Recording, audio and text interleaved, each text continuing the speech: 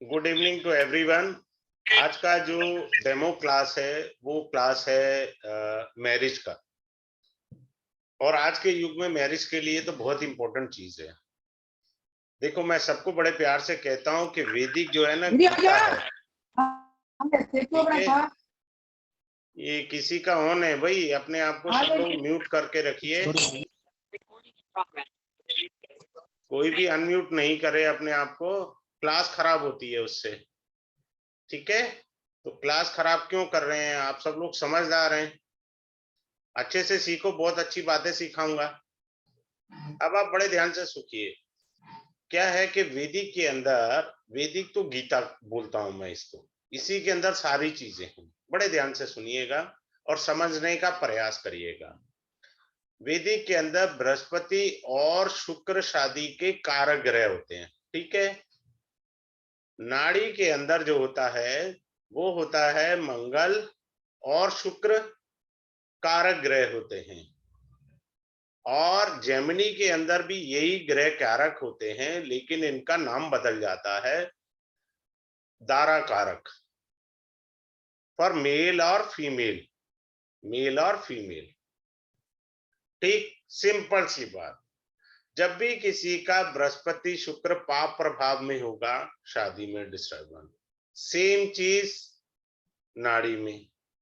इधर क्या है, दारा कारक जो होता है पति या पत्नी के लिए इस्तेमाल होता है जेमिनी में, ठीक है। अगर ये ज्ञाति कारक, ज्ञाति कारक का मतलब होता है शत्रु या छठा भाव होता है ज्ञाति कारक, ज्ञाति कारक का संबंध धारा कारक से हो जाए तो मैरिज गई। क्लियर, सिंपल सा। देखो, वैदिक से हम चलते हुए जेमिनी तक आए, तो तीनों एंगल से हमने देखा कि कैसे क्या क्या चीज है। अब आप बड़े ध्यान से, अच्छे से, अब मैं स्टार्ट कर रहा हूं। ये थोड़ा एक तीनों कॉन्सेप्ट से समझाना था, ठीक है। कारक ग्रह कौन से होते हैं? नॉर्मली शुक्र होता है, बृहस्पति होता है और एक मंगल होता है। ये कारक ग्रह होते हैं। अगर कारक ग्रह पाप प्रभाव में आ जाते हैं, नोट्स में आ जा, नोट्स का NODS, नोट्स का मतलब होता है राहु केतु एक्सेस, राहु केतु एक्सेस में आ जाते हैं तो अलग अलग मीनिंग चले जाते हैं। मैं सारे मीनिंग आज अच्छे से समझाने का प्रयास करूंगा डेमो के ही अंदर। आप एंजॉय करेंगे समझ करके, इस चीज में बहुत अच्छा लगेगा आपको। अब आपको एक अच्छी चीज मैं बताता हूं। सबसे पहले शुक्र से शुरू करते हैं। शुक्र अगर राहु के साथ है तो छूटते किसी की कुंडली में बोल दो, गो फॉर इंटरकास्ट मैरिज। शुक्र और राहु इकट्ठा है तो इंटरकास्ट मैरिज करने से फिर भी चलेगी, ठीक है। दूसरी चीज मैं अब समझाता जा रहा हूं, ध्यान से सुनना। शुक्र राहु का मतलब होता है कि ऐसी पत्नी आपको मिली है जिसका पूर्व जन्म का उधारी अभी भी इस जन्म में देनी है और अगले जन्म में भी उधारी देनी है अभी।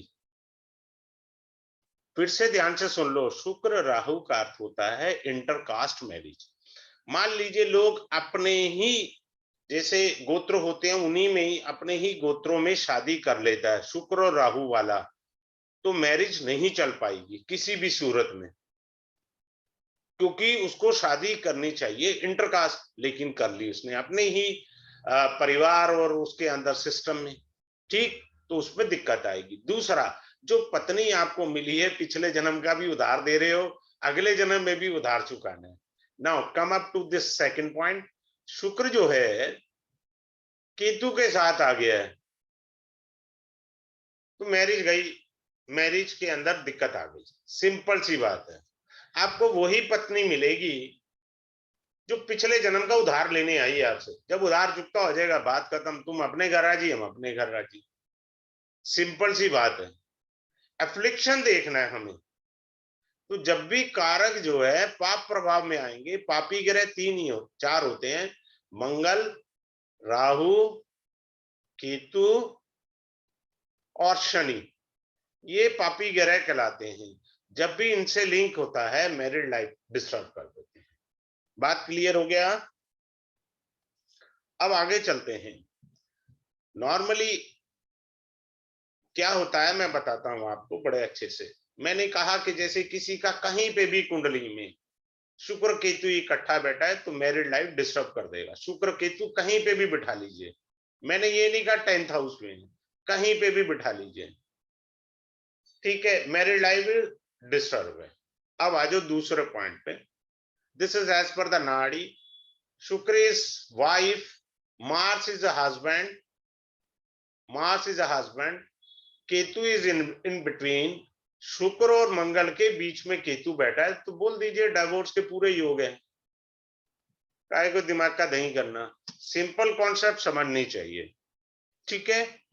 नंबर 2, अब आते हैं हम लोग शादी के ऊपर। ये D1 चार्ट होता है। D1 चार्ट को आप देखो बड़े ध्यान से और समझो। 7th हाउस लॉर्ड होता है, ये 7th हाउस है, इसका कोई भी ग्रह लॉर्ड होगा, ठीक है। शादी के जब आदमी शादी की बात करता है ना, देखो मैं समझाता हूं, ये 2nd हाउस होता है, ये 5th हाउस होता है, ये 7th हो गया, ये 8th हो गया और ये 12th हो गया। जब भी कोई आदमी ये पूछे ना मेरी शादी कब होगी, तो देखिए कि दूसरा, 5वां, 7वां, 8वां, 12वां, इसकी अंतरदशा प्रत्यंतर दशा आ रही है क्या, और क्या ट्रांजिट से इसका मैचिंग हो रहा है, यानी ट्रांजिट में जुपिटर और वीनस कोई कोरिलेशन कर रहे हैं, अगर कर रहे हैं तो शादी होगी। अब ये हाउस क्यों देखने, भाई आप सिंगल हैं, शादी करेंगे तो परिवार बनेगा, आप प्रेम कर रहे थे लव मैरिज कर सकते हैं, या 5वां घर संतान प्राप्ति का, शादी करेंगे तो संतान होगी ना। ये आपकी पत्नी का घर है तो इसका मांगल्य तभी होगा, ये सिंदूर है उसका मांगल्य है, ठीक है, पति की आयु है, मांगल्य का अर्थ होता है पति की आयु। ये हाउस है। 12th हाउस क्या है, 12th house for sex pleasure, for bed pleasure के लिए होता है। तो जब भी कोई शादी के लिए पूछे या कहे कि मेरी शादी कब है, तो देखिए दूसरे, 5वें, 7वें, 8वें और 12वें भाव का क्या दशा वगैरह चल रहा है या नहीं चल रहा। क्लियर है। मान लो किसी ऐसे ग्रह की दशा चल रही हो जिसका लिंक 2nd हाउस से हो जाए, जिसका लिंक 5th हाउस से हो जाए, जिसका लिंक 7 से हो जाए, जिसका लिंक 8 से हो जाए, जिसका लिंक 12 से हो जाए, किसी भी, देखिए महादशा क्या होता है, महादशा, अंतरदशा और प्रत्यंतर दशा। प्रत्यंतर दशा जो है वो इंसिडेंट ऑकर करती है, घटनाओं को मूल स्वरूप दे देती है, ठीक है। सी किस प्लेनेट का अंतरदशा प्रत्यंतर दशा इंपॉर्टेंट है, वो चल रहा है, वो प्रत्यंतर दशा नाथ का संबंध इनमें से किसी एक से है, और गोचर में शनि, बृहस्पति, सूर्य वगैरह इन ग्रहों का भी संबंध हो गया, तो जी बात पक्की समझो, अब कोई बुद्धि वाली बात नहीं करना, ठीक है। अब आपको एक और अच्छी चीज बताता हूं। मान लो किसी की केतु की प्रत्यंतर दशा चल रही है, किसकी चल रही है, केतु की प्रत्यंतर दशा, तो उस बंदे को ना डंडा मार करके शादी करवाई जाएगी, जबरदस्ती की शादी, सिंपल। मान लो किसी का राहु 2nd हाउस में बैठा है और प्रत्यंतर दशा किसी की भी चल रही है और उसका लिंक राहु से हो गया, तो उसकी मैरिज में धोखा होगा। धोखा इन द सेंस, कहा जाएगा लड़का बहुत अच्छा खाता कमाता है, धनिया कमाता है, शादी के बाद पता लगा ये तो कुछ नहीं कमाता। तो 2nd हाउस में राहु है तो शादी में धोखे की संभावना ज्यादा हो जाती है, ठीक है। फैमिली है ना, फैमिली में गड़बड़ कर देगा। अब आपको एक बहुत अच्छी चीज सिखाता हूं, बहुत अच्छी चीज, you will enjoy that. 7th house का लॉर्ड हमने मान लीजिए मेष लगा नहीं बना दिया, शुक्र हुआ, शुक्र को हमने यहां बिठा दिया, जो कि नीच का भी होगा। 7वां घर का स्वामी अपने से 12वां हुआ, रोग में गया, पत्नी रोगी मिलेगी, ऐसे सभी एस्ट्रोलॉजर बोलेंगे, सिंपल बात, बिल्कुल ठीक बोल रहे हैं, वो रोगी मिलेगी। मेरा ऐसा मानना है कि अगर वो ऐसी पत्नी ले ले, यानी ये मेल का चार्ट है और फीमेल के चार्ट में भी, मैंने दूसरा वाला वो मैं लेना था, anyhow I will take up later on, maybe अगर 7th लॉर्ड, अब मान लो ये फीमेल का चार्ट है, उसका भी 7th लॉर्ड जो है 9 यानी जुपिटर बना और वो यहां आके बैठ गया बृहस्पति। ठीक, अगर ये दोनों शादी करेंगे सक्सेसफुल जाएंगे। अगर मेल फीमेल का 7th लॉर्ड 6 में है, मान लीजिए मेल का तो है और फीमेल का नहीं है, शादी में बहुत प्रॉब्लम आएंगी। फीमेल का है मेल का नहीं है, शादी में बहुत प्रॉब्लम आएंगी। कैसे, मैं समझाता हूं बड़े अच्छे से। 7th का जो लॉर्ड है वो है रोग में, शत्रु में, ठीक है, खर्चे का भाव है, यानी आपकी पूर्व जन्म की देनदारी है उस स्त्री के प्रति। बड़े ध्यान से समझिएगा, 7th Lord sitting in the 6th house, मतलब आपका अपनी पत्नी के प्रति पूर्व जन्म की देनदारी है। तो भैया तुम अब पत्नी ऐसी ले लेना, उसकी भी पति के प्रति पूर्व जन्म की देनदारी हो। मैंने तेरे को दिया, तूने मेरे को दिया, जान छूटी दोनों की, एवरीथिंग इज ओके। अगर आप ऐसे नहीं लेंगे तो भैया फिर तो पे करना ही पड़ेगा आपको। बात क्लियर है? सिंपल सा है, हमने कहीं कोई दिमाग नहीं लगाना, इजी वे में स्टडी करनी है। इस कोर्स के अंदर मैं वेदी के साथ कुछ नाड़ी की टेक्निक्स भी शेयर करूंगा, ठीक है, बहुत अच्छे से आपको समझ आएंगी। आगे चलते हैं।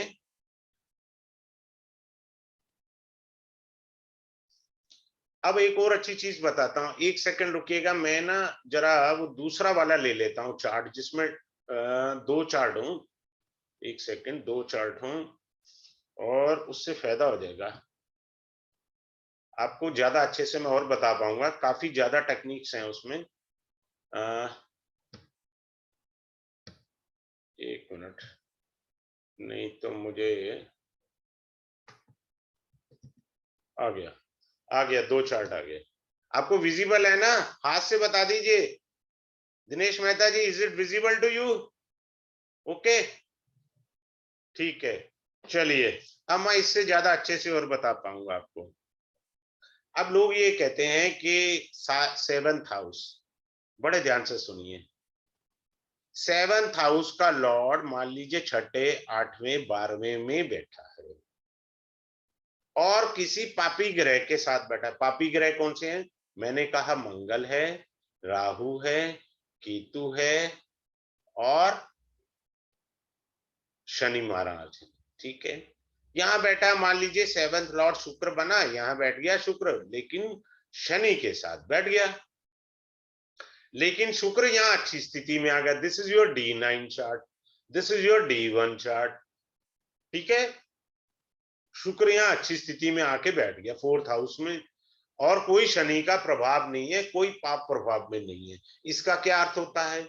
इसका अर्थ होता है कि शादी पहले खटपट से शुरू होगी, बाद में प्यार में परिवर्तित होगी, सिंपल। भाई D1 में पाप प्रभाव में है ना 7th लॉर्ड, D9 में नहीं है, तो इसका मतलब शादी की शुरुआत लड़ाई झगड़े से होगी, बाद में प्यार आएगा। Clear, simple. ठीक उल्टा कर दो, अगर ये पाप प्रभाव में नहीं है, यहां आके पाप प्रभाव में आ गया, शुक्र अच्छी स्थिति में था, यहाँ पे मान लीजिए अपनी राशि में 2 नंबर में या 7 नंबर में बैठा था, और D9 में शनि, मंगल, राहु, केतु के साथ बैठ गया, तो शुरुआत शादी की अच्छी चलेगी, बाद में शादी जो है गड़बड़ हो जाएगी। बात क्लियर है? सिंपल सा है। अच्छी अच्छी चीजें जो हैं वो आप सीखते जाइए, समझते जाइए, सिंपल सा है, कहीं कोई दिमाग का दही नहीं करना। अब एक और अच्छी बात बताता हूं, मान लीजिए शुक्र बैठा है पुनर्वसु नक्षत्र में और उसका स्वामी बृहस्पति है और उसका प्रत्यंतर दशा आ गई, तो शादी हो जाएगी ना, बात खत्म, शादी हो जाएगी। कोई भी ग्रह जो शुक्र के नक्षत्र में बैठा है, या मान लीजिए 7th लॉर्ड का कोई भी ग्रह हुआ, बृहस्पति हुआ, मान लीजिए 7th लॉर्ड का लॉर्ड हुआ बृहस्पति, बृहस्पति मान लीजिए कृतिका नक्षत्र में बैठा है, ठीक है, तो इसका स्वामी कौन हुआ? कृतिका का सूर्य हुआ। तो सूर्य की प्रत्यंतर दशा लगते ही शादी की बातचीत चल पड़ेगी। क्लियर? नक्षत्र से देखो ना आप, एक ये बताया। अब नक्षत्र के अंदर एक अच्छी चीज बताता हूं, वो ये है पुनर्वसु। पुनर्वसु का मतलब होता है इंग्लिश में, सिंपल भाषा में, रिपीट। पुनर्वसु वाले को 10 बारी सोच के शादी करनी चाहिए। रिपीट है बाबा, शादी दोबारा हो जाएगी, because the person is born in Punarvasu. Punarvasu का मतलब है दोबारा। दूसरा एक और अच्छी चीज बताता हूं, देखो दो कुंडली बनाए ना, D1 है और ये D9 है। अब बड़े ध्यान से सुनिए। अब मान लीजिए आपका मिथुन लगन है और 9 नंबर में यहां पर राशि आई, तो इसका स्वामी बना बृहस्पति, राइट। बृहस्पति बैठा 6 नंबर राशि में, राइट। ये ड्यूल साइन है ना, ड्यूल साइन, द्वितीय स्वभाव राशि है। अब D9 में भी जो बृहस्पति है आपका, चाहे तो अपनी राशि में बैठ जाए, चाहे 3 में बैठ जाए, चाहे 6 में। बात समझ गए आप? यानी ये ड्यूल साइन में बैठा है बृहस्पति, कहीं पे भी बैठा हो। D1 में भी ड्यूल साइन में चला गया और D9 में भी ड्यूल साइन में चला गया। भाई साहब दो बारी आपका बैंड बाजा बजेगा, यानी 2 शादियां के चांस की संभावना ज्यादा है। ठीक है, दोबारा शादी होने का योग है, क्योंकि ड्यूल साइन में गया हुआ है और वो D1 में भी है और D9 में भी है, इसलिए 2 शादी होने के योग हो गए। तो रिश्ता देखते हुए, समझते हुए जल्दबाजी नहीं करनी चाहिए, हर चीज समझनी चाहिए हमको।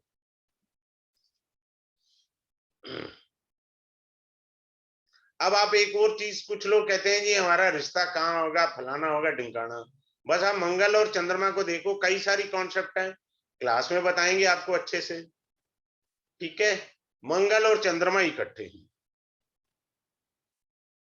चाहे आदमी की कुंडली में है चाहे स्त्री की कुंडली में है, either in the male or female chart, what you have to check it out, you will get a spouse from out of the state or out of the country। यानी किसी की भी कुंडली में मंगल और चंद्रमा इकट्ठे हैं तो पति के लिए पत्नी राज्य से बाहर प्राप्त होगी या कंट्री से बाहर प्राप्त होगी। इसी तरह फीमेल के चार्ट में मंगल चंद्रमा है तो उसको पति या तो आउट ऑफ स्टेट प्राप्त होगा या आउट ऑफ कंट्री प्राप्त होगा। बात खत्म, कोई दिमाग नहीं लगाना हमें। ठीक है, अब आगे चलते हैं। एक और अच्छी टेक्निक सिखा देता हूं आपको, ये D1 के अंदर मैं लास्ट में डिस्कस करूंगा Dinesh ji, I will come up with in the last point. ठीक है, 7th लॉर्ड कोई भी ग्रह हो सकता है, 7th लॉर्ड कोई भी ग्रह हो सकता है। मान लीजिए हमने कहा मंगल है, मान लीजिए हमने कहा बृहस्पति है, मान लीजिए हमने कहा शुक्र है। अगर वो लगन में आया, कौन आया? 7th लॉर्ड, बृहस्पति या शुक्र, कोई भी 7th लॉर्ड लगन में आया तो इसका मतलब होता है रिश्ता सामने से चल के आएगा। सिंपल। कुछ लोगों को रिश्ता घर में बैठे हुए आ जाता है और कुछ बेचारे धक्के खाते रहते हैं, उन्हें मिलता नहीं है। बात क्लियर हुई? सिंपल सी बात है, रिश्ता चल के आता है। ठीक है, अब मैं एक बताता हूं, नाड़ी की टेक्निक शेयर करता हूं। मंगल प्लस शुक्र, किसी की भी कुंडली में मंगल और शुक्र इकट्ठे बैठे हैं, नाड़ी कहती है 7 जन्मों का साथ। यानी आपको जो पत्नी मिलेगी वो पूर्व जन्म में भी आपकी पत्नी थी। पहला लिंक ये हुआ। दूसरा ये हुआ, मान लीजिए किसी का बृहस्पति यहां है और शुक्र पीछे बैठा है, बृहस्पति के पीछे शुक्र बैठा हुआ है, ये दोनों टेक्निक नाड़ी की हैं, तब भी आपको पूर्व जन्म की पत्नी मिलेगी। जो आपकी वाइफ आएगी प्रीवियस बर्थ में भी वही आपकी वाइफ थी। There are 2 combination which I revealed in this demo class.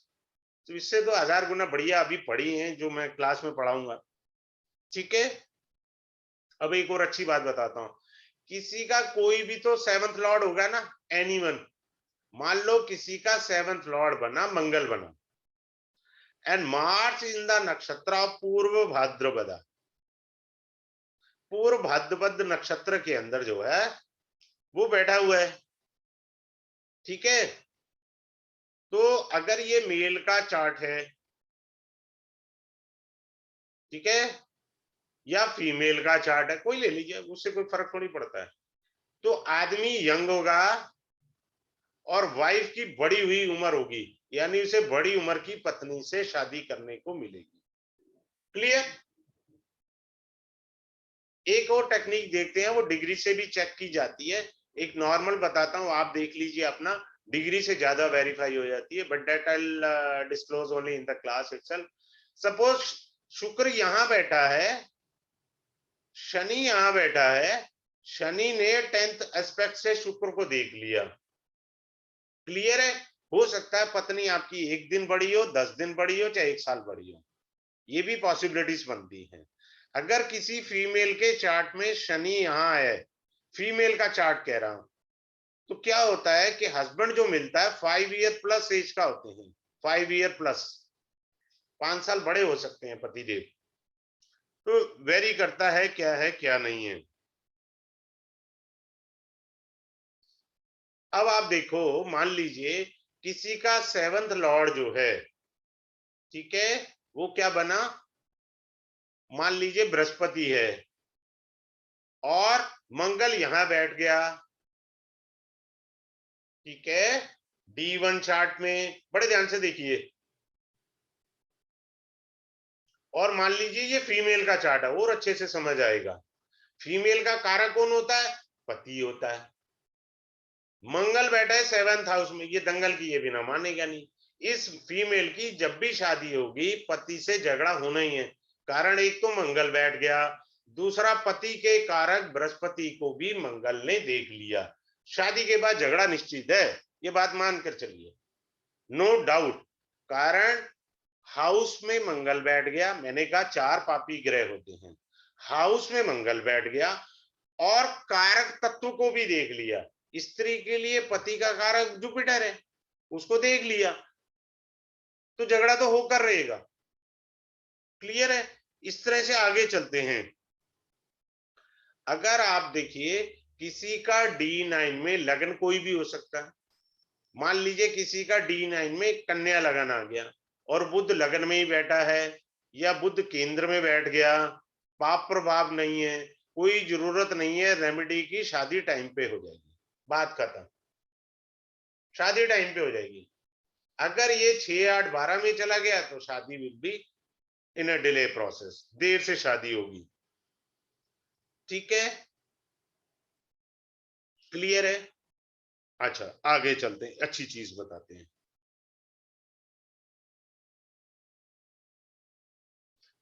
एक और अच्छी चीज बताता हूं, मेरे दिमाग में आ गई। जैसे हम लोग काल पुरुष कुंडली कहते हैं ना, काल पुरुष कुंडली 1, 2, 3 से होती है ना, ये काल पुरुष कुंडली होती है हमारी, सिंपल सा है। ऐसे ही हम लेते हैं काल पुरुष दशा। क्या शब्द बोला है मैंने? काल पुरुष दशा। सिंपल सी बात है, इसमें कोई दिमाग नहीं लगाना। काल पुरुष दशा की सीक्वेंस ऐसे होती है, केतु 7 साल, ठीक है जी, शुक्र 20 साल, 27 हो गए, तीसरा आया सूर्य की 7 साल, 34 हो गए। आदमी को काल पुरुष की दशा जो भगवान ने सीक्वेंस बनाई है, 27 से पहले शादी कर ले। हो क्या रहा है कि 27 के बाद लोग शादी कर रहे हैं, और ये तीसरी दशा तारा दोष में आ गई, ये तीसरी दशा तारा दोष में आ गई एज पर द काल पुरुषा। वो अलग बात है, आपकी उस 27 साल की उम्र में शुक्र की दशा लगी, तो एस्ट्रोलॉजर ने कहा अरे वाह शुक्र की दशा लग गई है, आप शादी कर लो जी। 28वें में शादी कर ली उसने। अरे भैया, काल पुरुष दशा तो सूर्य की पड़ी ना, वो भी तो देखना है ना हमें। तारा दोष में आ गई, उठा पटक होके रहेगी। शादी का बेस्ट टाइम होता है on or before 27। If a person is Manglik ना, he should take care in this process. उसको थोड़ा सावधान होना चाहिए इस 27 साल के प्रोसेस में। बात क्लियर हो गया यहां तक? अब आगे चलते हैं अगले पॉइंट के ऊपर अच्छे से बताने के लिए।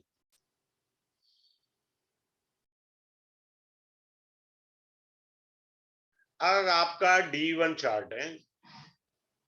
अब ये फिर से मैं बना देता हूं क्योंकि वो मिट जाता है। 6 7 8 9 10 11 12। अब 9th लॉर्ड मान लीजिए बृहस्पति 7th हाउस में बैठ गया। 9th लॉर्ड बृहस्पति, तो भैया शादी कर।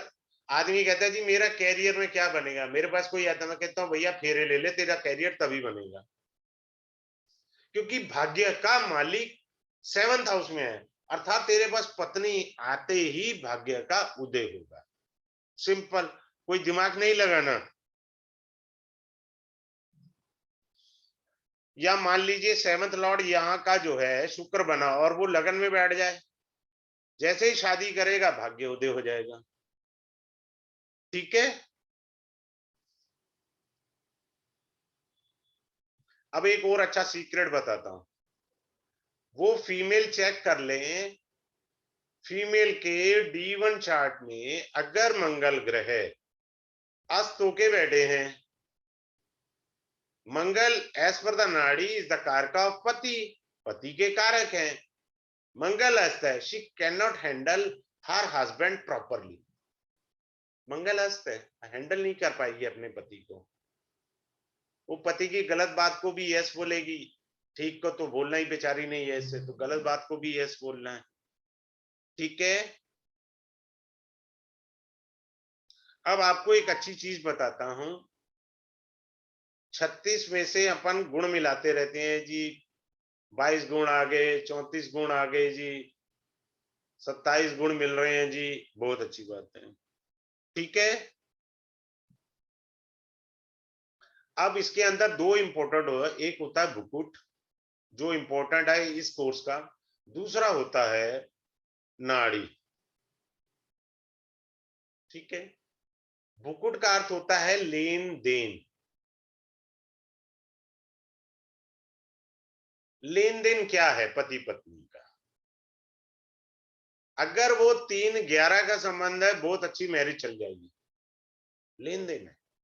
अगर केंद्रीय संबंध है, केंद्रीय संबंध मतलब 1 4 7 10, तो इस जन्म में एक दूसरे से सुख की कामना कर रहे हैं, बाकी कछु नहीं है भैया। अगर इनका लेन देन जो है 5 और 9 वाला है तो क्या है, तो ये पूर्व जन्म की दिव्य आत्माएं हैं। अगर पति कहीं पे भी हो, विदेश में भी हो, अगर उसे खांसी भी आएगा ना, वाइफ को पता लग जाएगा इंडिया में, क्योंकि ये सोल रिलेशनशिप है। तो भुकुड़ दोष बहुत इंपॉर्टेंट है।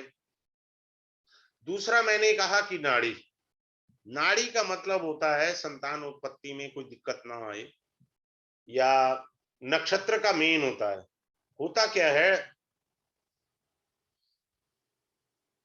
अब एक इससे पहले चलो मैं नाड़ी के बाद फिर एक आपको एक अच्छी सी चीज बताता हूं।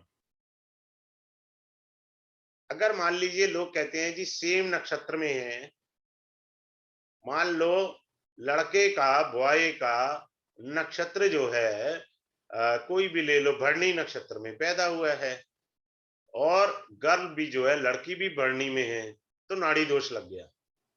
I will teach you in the class, you can go for marriage, okay कोई दिक्कत नहीं है।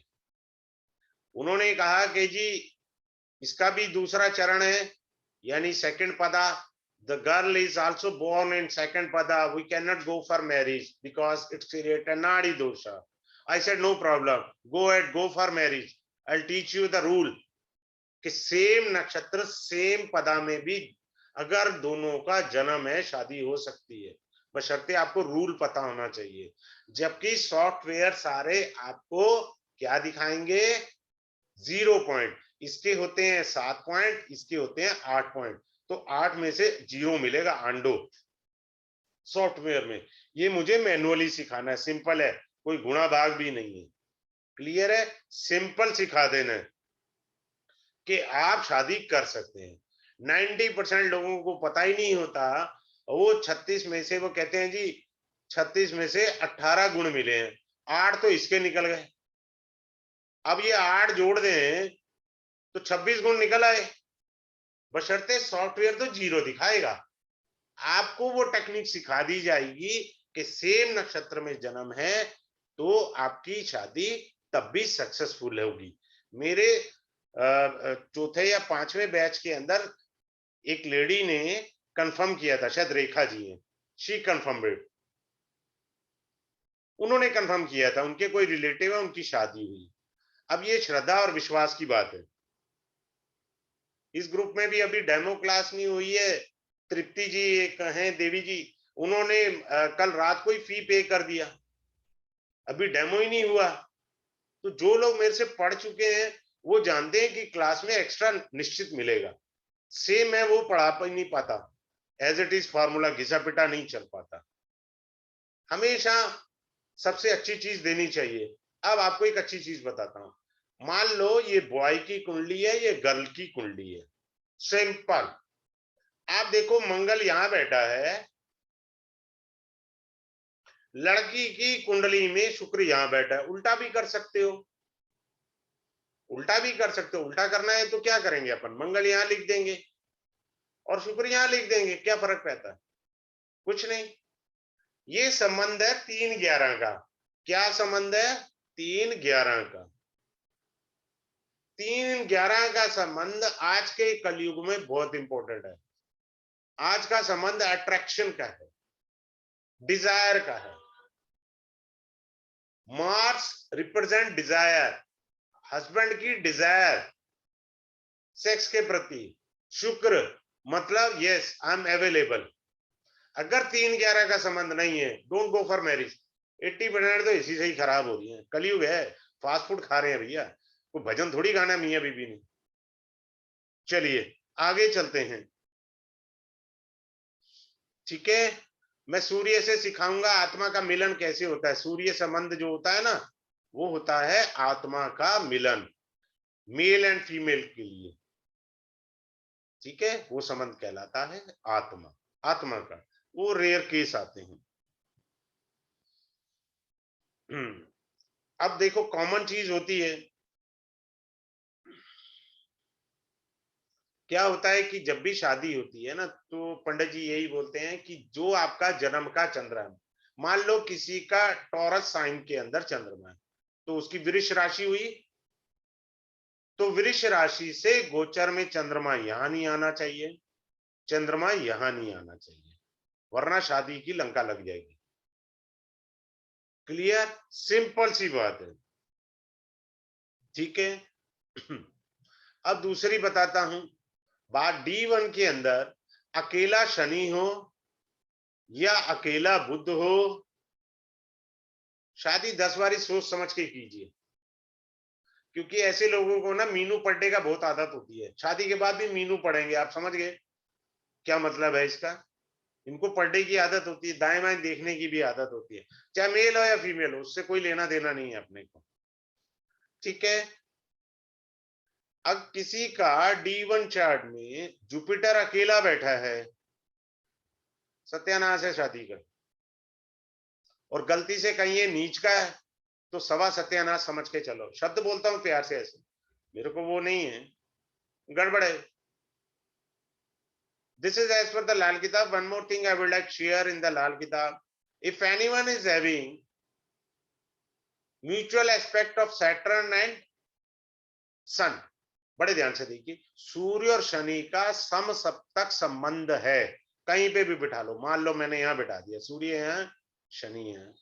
जिसको डाउट हो तो राम जी की कुंडली देख लें, वो त्रेता युग के थे, आज कलयुग है भाई। सूर्य यहाँ है, शनि यहाँ है। भैया मेरे पास कोई आता, मैं कहता हूँ क्यों सुसाइड कर रहा है, शादी का सुख ही नहीं है।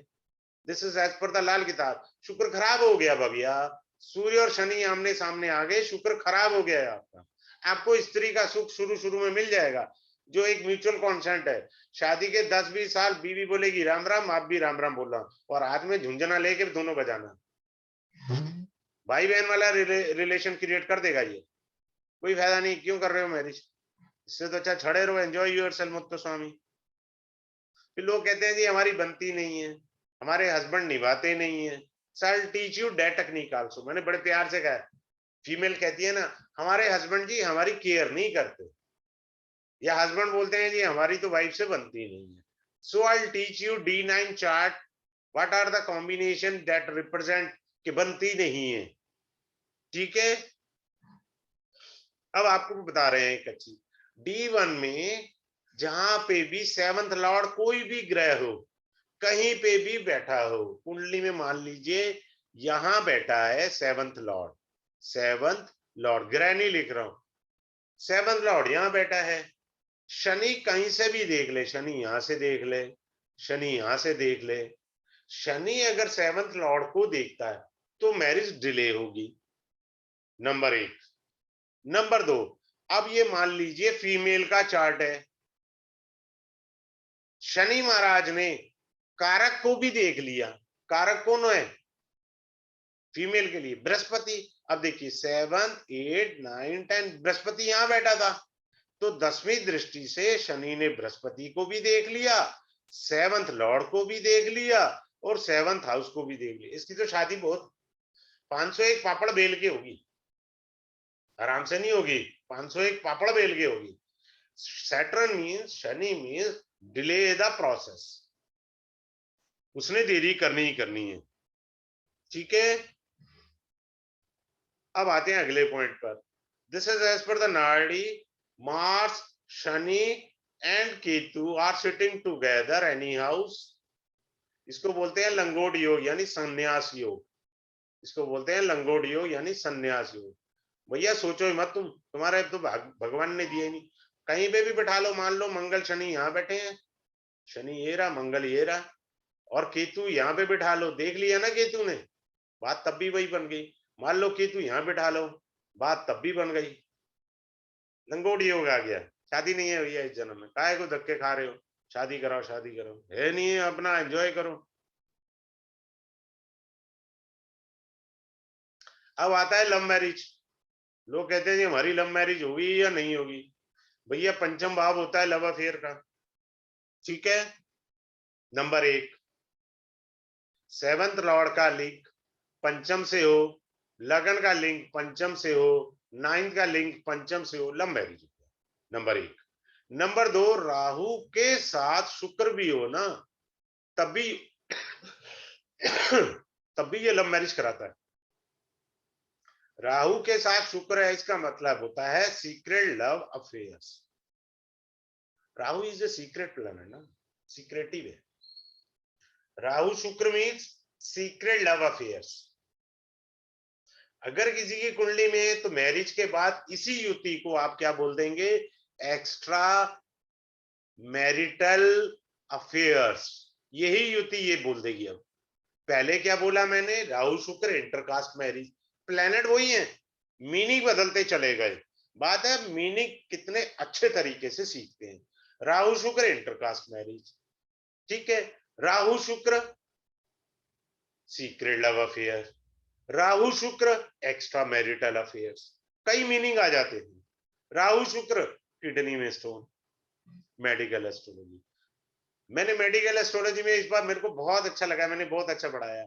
3 के 4 लोगों ने कंफर्म किया टेक्निक के कुत्ता काटने की, मैंने वहां तक सिखाया। अभी कुत्ता काटेगा कैसे पता लगेगा, जबकि वो मेडिकल एस्ट्रोलॉजी का हिस्सा नहीं था, बट आई टीच, मैंने यहां तक पढ़ाया उनको क्लास में कि ऑपरेशन के मीनिंग क्या है। अब लोग मरने पे देखते हैं जी पंचक लगा है, अरे भैया तू ऑपरेशन कराने जा रहा है, चेक तो कर ले, पंचक तो नहीं लगा हुआ, हद होगी है यार। मरने पे देख रहे हो पंचक, ऑपरेशन पे भी देख ले, मरना तेरे बखिए उधरते फिरेंगे, अभी इधर का ऑपरेशन हुआ है फिर उधर का होगा। So the people doesn't care about of the other thing also, जो जहां देखना है वहीं देखेंगे, बाकी जगह नहीं देखेंगे, इस्तेमाल ही नहीं करना हमने। Now coming up to the next point,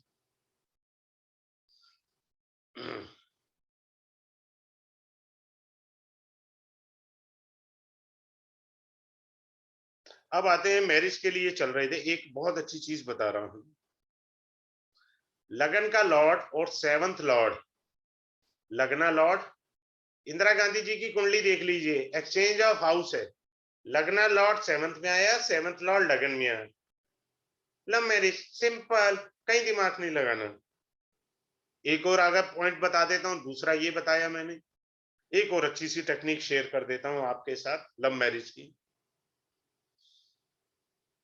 अब मान लीजिए 1, 2, 3, 4, 5, और मान लीजिए ये पंचमेश हुआ सूर्य, इस सूर्य की उच्च राशि कौन सी है, सूर्य की उच्च राशि जो है वो है मेष, यानी 1 नंबर। ठीक है, अब इस 1 नंबर राशि में राहु बैठ जाए लमर्ज, यानी किसी के लगन में राहु बैठा है जो कि पंचमेश की उच्च की राशि है, he'll go for love marriage ना, no problem, he'll go for love marriage। ये योगा इजीली लोगों को समझ नहीं आता, देखना नहीं आता ना, तो इसलिए इजीली समझ नहीं आता। वो सिर्फ 5th 7 लगन 9 ऑल दीज थिंग्स देखते हैं। ठीक है, अब आगे चलते हैं, आपको और अच्छे से बताते हैं। देखो क्या होता है कि हम लोगों को ना we feel shy to listen or to understand what are our houses for gives a pleasure। pleasure का मतलब ये होता है, pleasure means sex life। वो कौन से हाउस हैं? 12th house and 2nd house. these two houses are called house of pleasure। ठीक है, अच्छा नहीं लगता, मर्यादा में रहना चाहिए आदमी को। मैंने वर्ड लिख दिया, बार बार वर्ड का उच्चारण अच्छा नहीं है, मर्यादा के खिलाफ है। ठीक है, अगर मान लीजिए इसके आगे सूर्य हो गया, इसके पीछे शनि हो गया, so house of pleasure you are not getting in this birth, आपको नहीं मिलेगा pleasure. Similar here we can say, suppose Ketu is here and Mars is here, two papi graha, it means pap kartari yoga. Is it clear to you? Pap kartari योग के अंदर आपको pleasure इस जन्म में नहीं है, या यहां पर किसी का शनि है, मंगल है, बैठ गए ग्रह हाउस ऑफ प्लेजर में, तो भी नहीं है। 2 पापी ग्रह बैठे हैं भाई, 1 नहीं 2 है। मान लीजिए किसी का यहाँ पे भी शनि है, मंगल है, नेवर गेट अ प्लेजर ना, बेड लाइफ है ही नहीं है उसकी। तो पापी ग्रह बेड पे आके बैठ गए, भैया कहां से मिलेगा? Now coming up to the extra marital affairs के ऊपर आता हूं। सपोज 7th हाउस में गुरु बैठा है और बुध बैठा है, एक्स्ट्रा मैरिटल अफेयर्स, जबकि ये युति स्टडी के लिए बहुत अच्छी है, एजुकेशन के लिए बहुत अच्छी है, the person is very intelligent. ठीक है, बट मैरिड लाइफ के अंदर क्या है, इसकी तो होलसेल में गर्लफ्रेंड होंगी, होलसेल में लड़की है तो होलसेल में बॉयफ्रेंड होंगे। ठीक है, तो ये चीज है, बात क्लियर है। एक और अच्छी चीज बताता हूं, प्लेनेट से, हाउस से। 7th हाउस भी देखते हैं, मेनली हमें एक्स्ट्रा मैरिटल के लिए 11th हाउस देखना चाहिए, एक्स्ट्रा मैरिटल अफेयर्स के लिए। क्यों एक्स्ट्रा मैरिटल के लिए ये हाउस देखना है? भैया ये 7th हाउस का पंचम है, यानी शादी के बाद फिर से लव अफेयर। ये मेरा लगन से पंचम है, यानी मैं छड़ा था लव अफेयर, तो ये 7th हाउस से पंचम है, अर्थात शादी के बाद मेरी कथा कहानी। बात क्लियर हुआ? अब आगे चलते हैं, आपको एक और अच्छी सी चीज बताते हैं।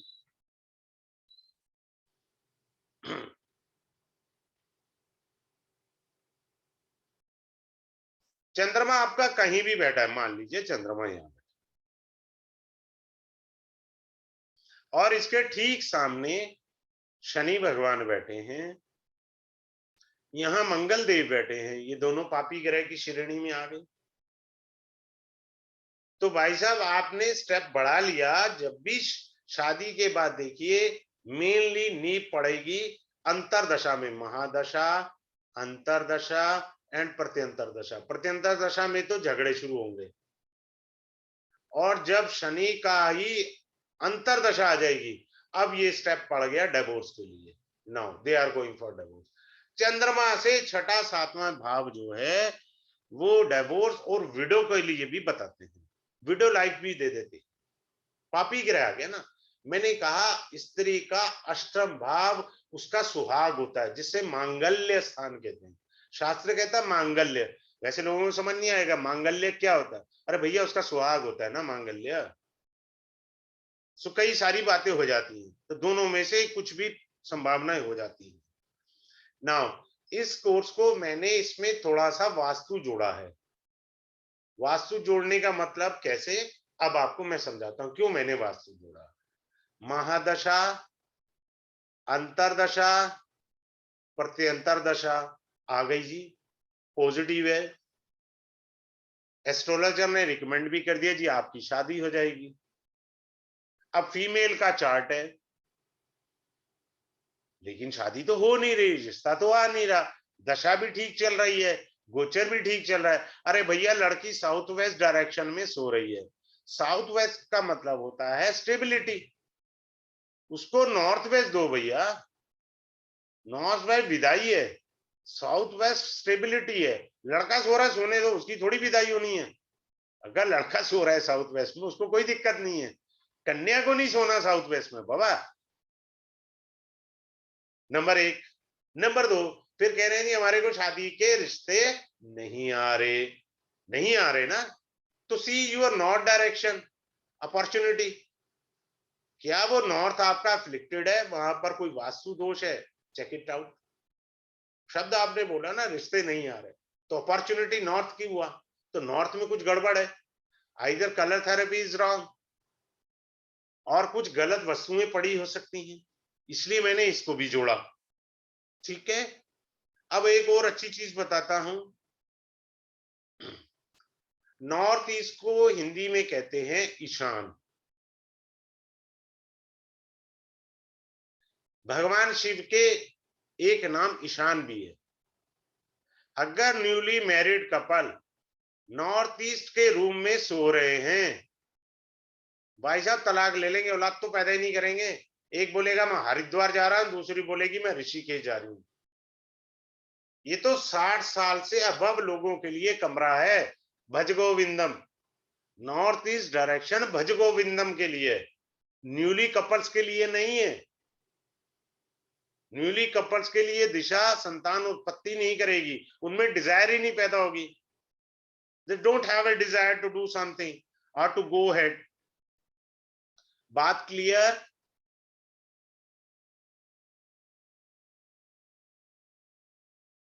हाँ जी, दिनेश जी पूछिए, क्या पूछना चाह रहे हैं? अनम्यूट कर लीजिए। मंगल और चंद्रमा कुंडली में है, और क्या? इसमें मंगल और चंद्रमा साथ में है, हम्म और स्टेट में ही शादी हुई है हम्म मेरी वो कुंडली देखना में। पड़ेगा ना लॉर्ड का, सारी चीजें यहाँ नहीं बताऊंगा। एक जी जी, फंडामेंटल रूल बताया आपको। हाँ हाँ आप मेरी बात समझ रहे हैं, आप तो मेरे से क्लास ले चुके हैं, ये तो एक हाँ फंडामेंटल रूल बताना होता है। हाँ हमेशा हाँ, आप ऐसे पूछते हैं, और जब क्लास आती है ना, आप क्लास में आते हो, तब मैं जाके आपको असली मुद्दा बताता हूँ। ठीक है अब आप समझ रहे हैं, एक ठीक है। नॉमिनल रूल होता है, नॉर्मल रूल कि हाँ ये जी बाहर से आएंगे, अगर नहीं आए तो क्यों नहीं आया, वो अलग फार्मूला है। अब 10 चीजें हैं, वो 10 चीजें एक्स्ट्रा तो नहीं मैं बता सकता, मैं तो सिर्फ एक कॉमन पॉइंट्स बता सकता हूँ। ठीक है, तो किसी का शादी कोई किस दिन प्रश्न है? हाँ शादी बोलिए किस सर। दिन होगी, क्या होगा, ये आ जाएगा इसमें डिटेल? क्या सर?